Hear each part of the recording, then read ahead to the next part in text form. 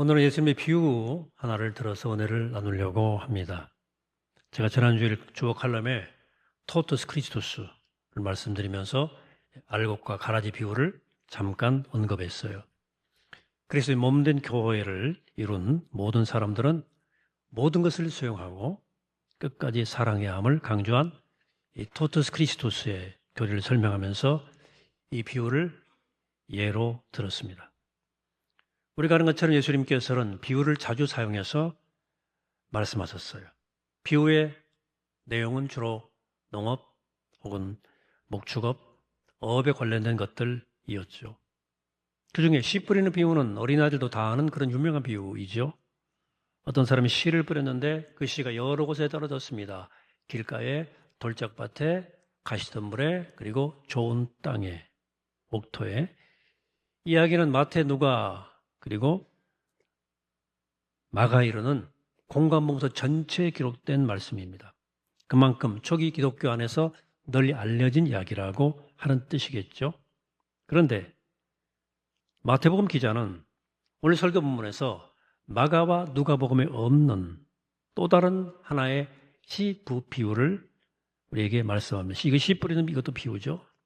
어떤 사람이 자기 좋은 밭에 좋은 씨를 자기 밭에 뿌렸어요. 좋은 씨를 좋은 밭에 뿌렸으니 당연히 그 씨가 잘 자랐을 것입니다. 나중에 보니까 밭에 잡초의 한 종류인 가라지가 함께 자라는 거예요. 일꾼들이 주인에게 그 사실을 알리자 주인은 원수가 우리 몰래 가라지 씨를 뿌려서 그렇게 되었다고 설명을 하세요. 일꾼들은 잡초를 당장 뽑아내려고 했어요. 그러나 주인은 일꾼들을 말립니다. 왜냐하면 가라지를 뽑다가 곡식까지 뽑을까 염려되었기 때문이다. 29절 말씀입니다. 가만두라. 가라지를 뽑다가 곡식까지 뽑을까 염려하노라. 둘 다 추수 때까지 함께 자라게 두라. 추수 때 내가 추수꾼들에게 말하기를 가라지는 먼저 거두어 불사르게 단으로 묶고 곡식은 모아 내 곡간에 넣으라 하리라. 그러니까 이 잡초에 대한 생각이 주인과 일꾼들이 달랐어요. 어느 쪽이 옳겠습니까? 상식적으로 일꾼들의 생각이 더 옳아 보입니다.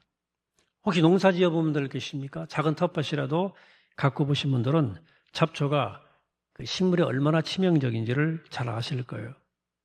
잔디밭도 가꾸면 그래요.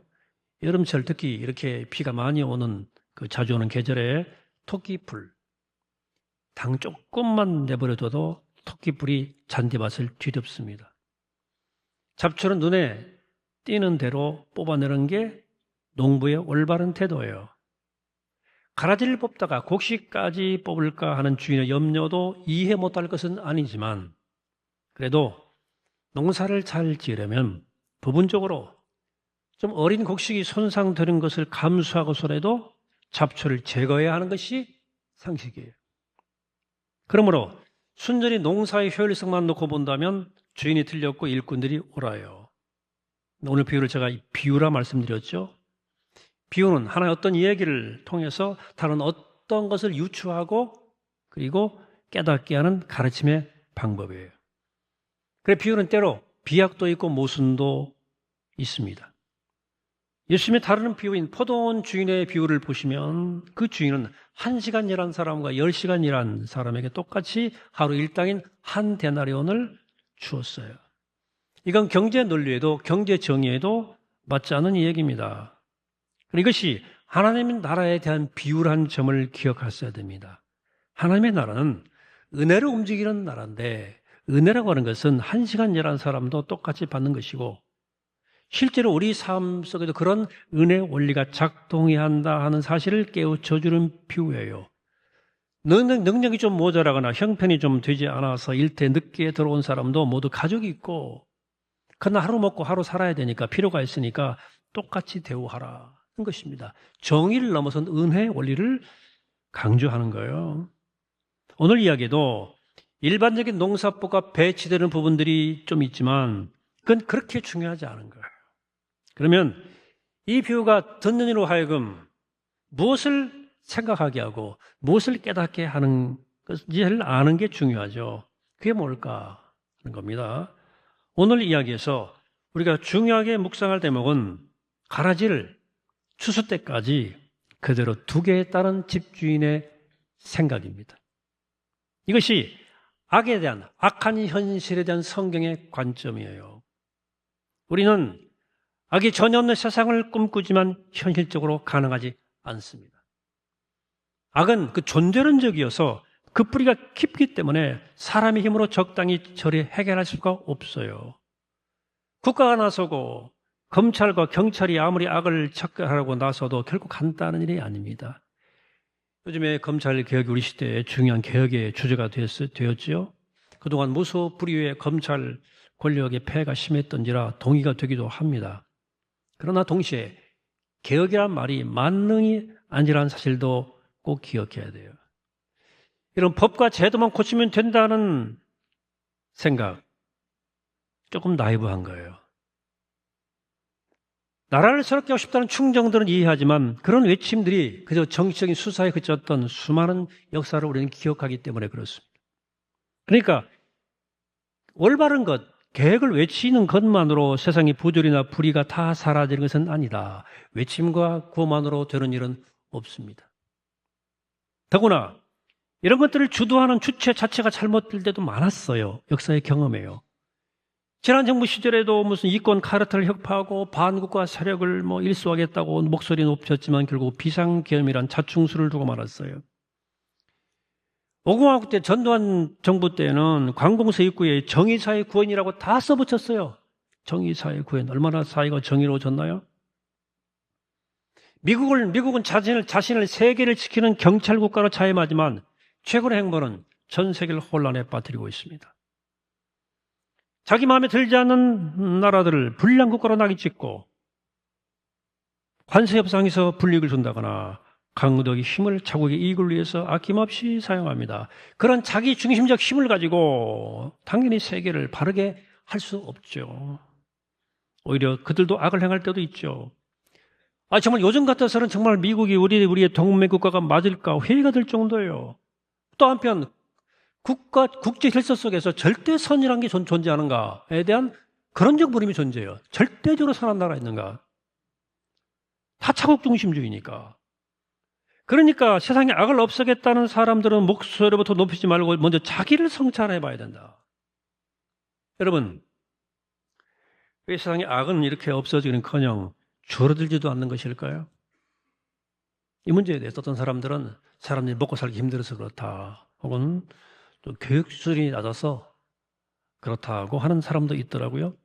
그래서 경제를 성장시켜서 문명을 발전시키고 넉넉하게 살게 하면 인간이 조금 악에서 벗어날 수도 있고 교육을 또 많이 받으면 윤리의식이 높아져가지고 교양이 높아져서 악을 멀리할 수도 있다고 생각하는 거죠. 그러나 never, 절대로 그렇지 않습니다.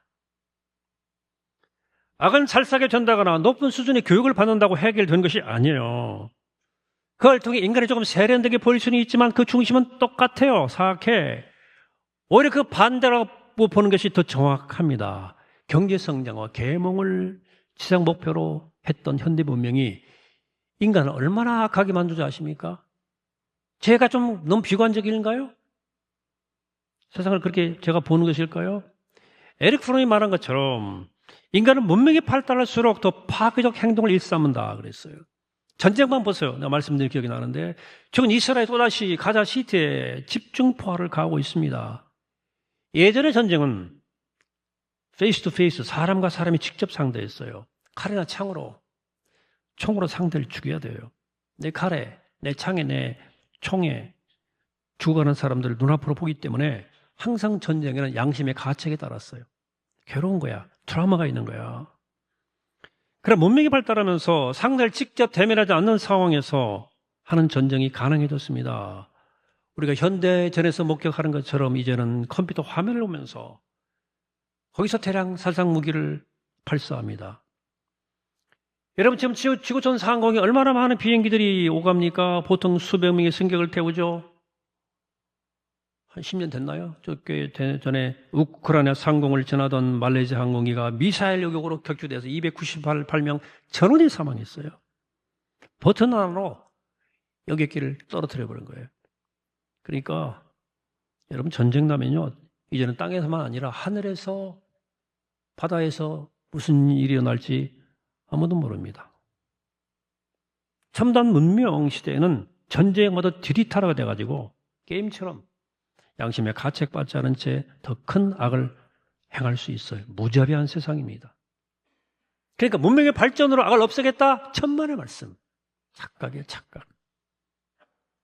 그러면 세상에는 착한 사람도 있고 악한 사람도 있으니까 같이 살아가야 되니까 우리 착한 사람끼리 뭉쳐서 악한 사람을 몰아내자. 이런 식으로 생각하면 우리는 끝없이 적을 만들어내죠. 나는 선하고 너는 악하는 이분법이 작동돼요. 어떤 나라는 정의로운, 어떤 나라는 악한 나라야. 불의한 나라야. 원천적으로. 기독교는 선한데 타종교는 악하다 생각해요. 선악 이혼론에 빠지는 겁니다. 분명 물론 복음이 진리고 복음을 전해야 하지만 선악을 이렇게 쉽게 구분하는 것은 조심해야 됩니다. 그래서 이런 이분법에 사로잡힌 사람들은 악한 나라는 망해야 한다 생각하고 타종교 믿는 나라는 재난이 와도 벌 받은 거야. 악한 사람들은 곤란해서 격리시켜야 돼, 사회로부터. 물론 세상에는 비교적 선한 사람이 있고 비교적 악한 사람이 있고 정말 좋은 사람도 있고 정말 나쁜 사람도 있어요. 근데 진실은 한 사람의 인격 안에 이 두 가지 요소가 함께 있다고 하는 것이 진실에 가깝습니다. 우리 안에 가라지가 있는 거예요. 우리 모두는 다 가라지를 갖고 있습니다. 저도 마찬가지입니다. 이게 우리 인간의 실존이라고요. 그걸 통찰해야 돼요. 정도의 차이는 있겠지만 가라지가 없는 인간은 없다. 그리스도의 몸이 하나님의 백성인 교회 안에도 가라지가 있어요. 우리 안에 선과 악이 공존한다고요. 마태복음 기자가 이 비유를 거론한 이유는 마태 공동체 안에 악이 있다는 사실을 통찰했기 때문입니다. 우리 가운데 악이 있구나. 원래 좋은 씨가 심긴 좋은 밭에 원수가 와서 가라지를 뿌려서 언제부턴가 공동체 안에서 가라지가 자라고 있었던 거예요. 그 가라지가 구체적으로 무엇인지는 자세히 언급하지 않아요. 새롭게 일어난 이단이었을까? 부도덕한 행위를 일삼는 사람들이었을까? 이러저런 방식으로 교회를 허무는 사람들이었을까? 남의 말을 좀 나쁘게 한다든지 혹은 그 신자들 괴롭히는 사람들이었을 것일까? 그것이 누구인지 무엇인지 분명하지는 않지만 마태는 당장 뽑아내고 싶은 생각이 들었던 거예요. 뽑아내고 싶은 거야. 그러나 가라지를 뽑다가 선한 곡식까지 뽑을 염려가 있으니 가라지는 그냥 두는 게 차라리 낫다고 하나님의 뜻이 그것이라고 마태가 깨달은 거예요. 주님 말씀 듣고 깨달은 거예요. 여기다 기록한 거예요. 이런 태도를 무책임하다고 너무 소극적이라고 생각할 사람도 있을 거예요. 당장 시시비비를 가려서 버릴 건 버리고 보호할 건 보호해야. 그렇게 내버려뒀다고 공동체 다 파괴되면 어떻게 되냐. 이렇게 생각할 수 있거든요. 물론 오늘의 비유를 좋은 게 좋다는 식으로 받아들이시면 곤란합니다. 악의 현실을 하나님의 은혜란 말로 덮을 수는 없어요. 우리가 할 수 있는 데까지 악을 제거하도록 노력을 해야 돼요. 병을 치료하는 것과 비슷해요, 원리가. 병이 우리에게 큰 깨달음을 주니까 그대로 방치할 수는 있습니까? 병이 깨달음을 주죠. 저도 많이 깨달았어요. 그렇지만 그 병을 방치할 수 없죠. 아무리 깨달음이 커도. 병은 하나로 고쳐야 돼요. 그러나 병을 고쳤다고 해서 그 이후로 그 사람이 병들지 않고 사는 건 아니에요. 죽을 때까지 병은 남아있는 거예요. 악도 그와 같습니다. 우리가 사안별로 판단할 건 판단하고 제거할 건 제거해야 됩니다. 우리가 사회교육의 과제를 소홀히 할 수 없는 이거 여기 있는 거예요. 관심을 가져야 돼요. 그러나 그럼에도 불구하고 악은 여전히 우리에게 남아있을 것이라는 사실을 절대 잊지 말아야 됩니다. 이 사실을 까먹으면 악을 막 제거한다고 뛰어들다가 악에 물드는 경우를 너무나 많이 봤어요. 본인이 더 악해지는 거야. 악대를 잡는다고. 여러분처럼 앞에서 가라지 문제가 개인의 실존에도 해당된다고 말씀을 드렸어. 여러분도 고민이 있지 않겠어? 내가 예수 믿음을 의로워졌다고 하는데 왜 내가 이렇게 유명한 입꼬리고 왜 악이 남아있는 걸까? 하나의 문제를 극복해도 또 다른 악이 들이닥쳐요. 아, 내 믿음이 부족해서 그런가 싶어가지고 믿음 생활에서 열심을 내보지만 해결되지 않았습니다. 여러분, 악이 눈꼽만큼도 없는 사람이 되기 혹시 원하십니까? 유감스럽습니다. 그런 사람은 없습니다. 살아서 바이러스 없는 완전 청정지역이 없다는 얘기예요. 병이 났을 때 의사의 도움으로 치료하듯이 자신의 악을 꾸준히 고쳐나가야 되지만 악이 전혀 없는 상태는 죽기 전까지는 하나님이 심판할 때까지는 심판하기 있기 전까지는 없다는 사실을 기억해야 된다. 역설적으로 악이 남아있다는 것은 오히려 하나님의 자비고 은총일 수 있어요. 악이 완전히 제거되면 선하려고는 의지도 없어질 거예요. 여러분, 악이기 때문에 우리가 선하게 살려고 애를 쓰는 거예요. 그러므로 우리가 죽을 때까지 우리 안에 악을 하나님께서 함께 자라게 두는 것이 불안하겠지만 그 상을 그대로 받아들이고 살아가야 된다.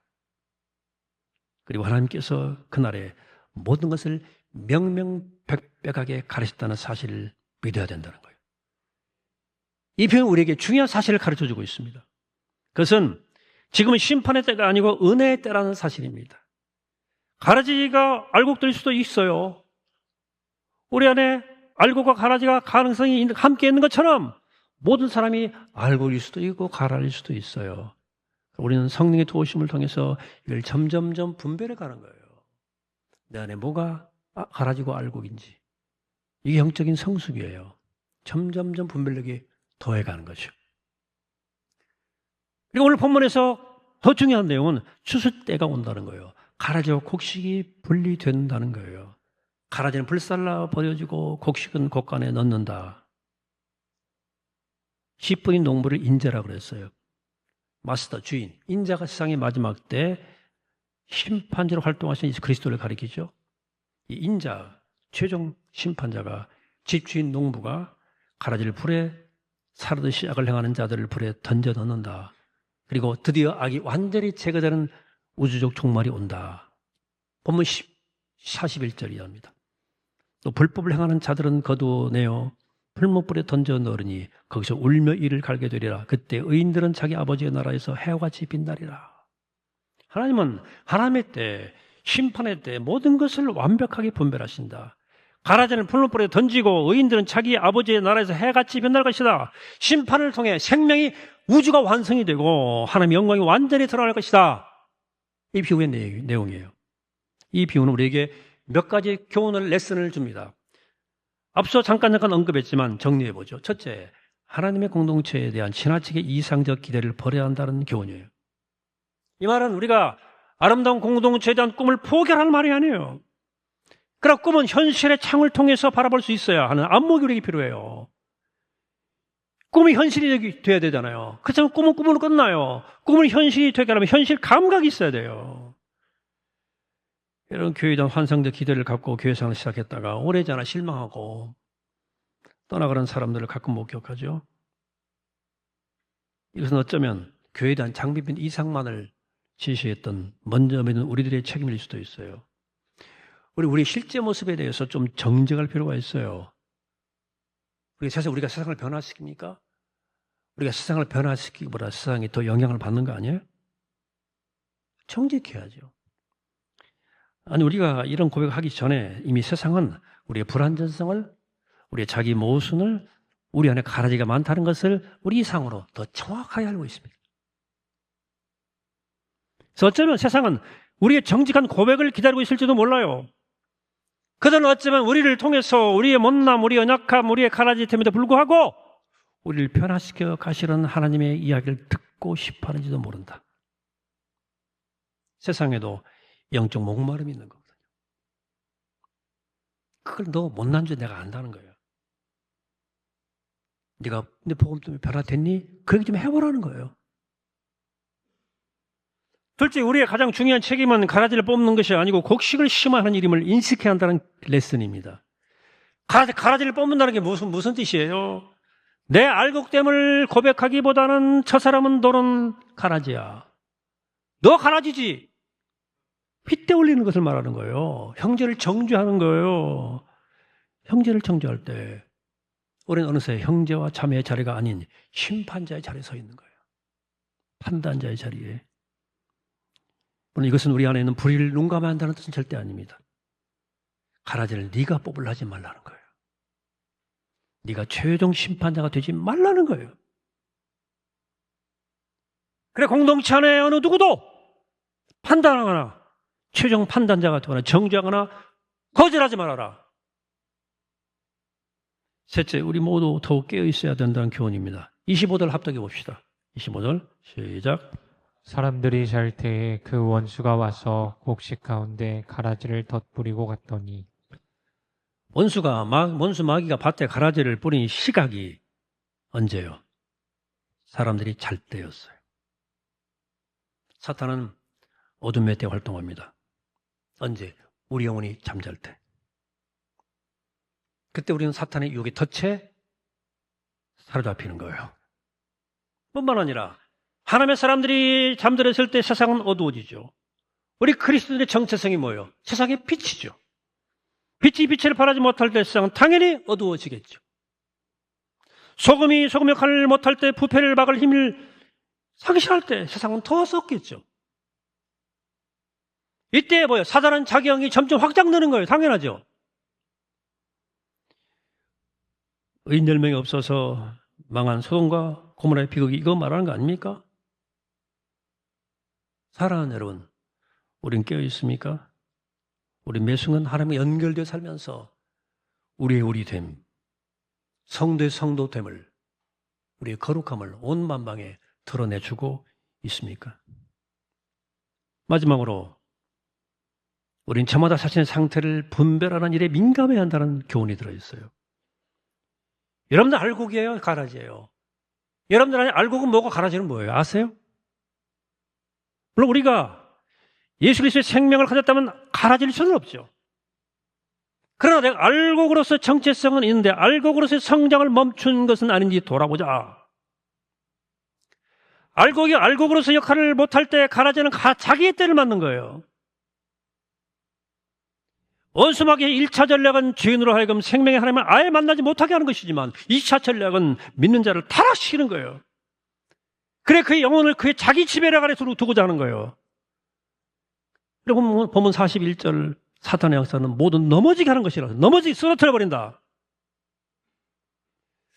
여러분들은 나를 넘어뜨리는 것이 뭔지 아십니까? 그 넘어지게 하는 것들로부터 나를 어떻게 지키고 있습니까? 지킬 수 있어요? 여러분, 성도의 구원은 상실되지 않습니다. 우리의 선배들의 신앙 고백 가운데 유명한 게 있죠. Once saved, 한 번 구원받은 자는 always saved, 영원히 구원받는다. 믿음이죠. 그러나 그럼에도 불구하고 우리 안에도 가라지가 있다는 사실, 그래 사단의 조종을 받는 자가 될 수 있다는 사실을 늘 기억해야 돼요. 그래 주님께서 수제자 베드로에게 사단아 내 뒤로 물러가라! 이렇게 말씀했잖아요. 베드로 속에 가라지가 있었던 거예요. 가라지가. 훗날 베드로는 많이 깨닫죠. 베드로 후서에서 이렇게 권면합니다. 베드로 후서 1장 10절에서 같이 고백합니다. 시작. 그럼 형제들아 더욱 힘써 너희 신과 택하심을 굳게 하라.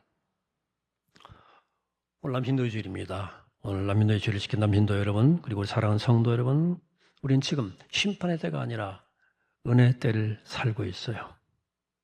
우리 자신이 우리 공동체가 여러 모양으로 불완전하고 알곡과 가라지가 우리 안에 내 안에 혼재하지만 우리는 아직 은혜의 때를 살고 있어요. 아직 은혜의 때예요.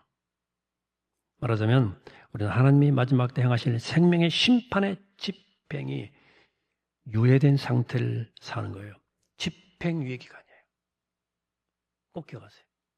우리는 지금 집행이 유예된 상태를 살고 있는 거예요. 그러나 그 집행의 순간은 반드시 옵니다. 어떻게 되느냐? 정신 똑바로 차리고 사세요. 정신 똑바로 차리라고. 도둑같이 찾아오니까. 마태 25장의 열처녀의 비유가 말하듯이 불을 밝힐 기름도 없이 그냥 혼인잔치에 막 뛰어들어간 어리석은 처녀가 아니라 기름을 준비한 지혜로운 처녀가 되어야 됩니다. 그렇게 있는 생명으로 알곡으로 살아가기를 원하는 사람들에게 마지막 타작마당의 이야기는, 심판의 이야기는 공포와 두려움이 아니라 기쁨과 환희입니다. 낙심이 아니라 희망입니다. 그들은 그날 자기 아버지의 나라에서 해처럼 빛나게 될 것입니다. 바라기는 우리 모두 이 믿음으로 살아서, 깨어있는 믿음으로 살아서 하나님의 나라에서 우리 모두 해와 같이 빛나는 삶을 살아가게 되기를 이 시간 주의 이름으로 간절히 축원합니다. 기도하겠습니다. 거룩하시고 자비로우신 아버지 하나님, 우리 안에, 내 안에 알곡과 가라지가 동시에 있습니다. 함께 자라고 있습니다. 잘 분별하게 하시고 하나님 영적 농사를 잘 지어서 알곡으로 변화되어가고 알곡으로 자랄 수 있도록 이 은혜의 때를 잘 선용할 수 있도록 이 집행유예된 상태를 잘 살아갈 수 있도록 영적 지혜와 분별력 주시고 믿음을 더하여 주옵소서. 예수 그리스도 이름으로 기도합니다. 아멘.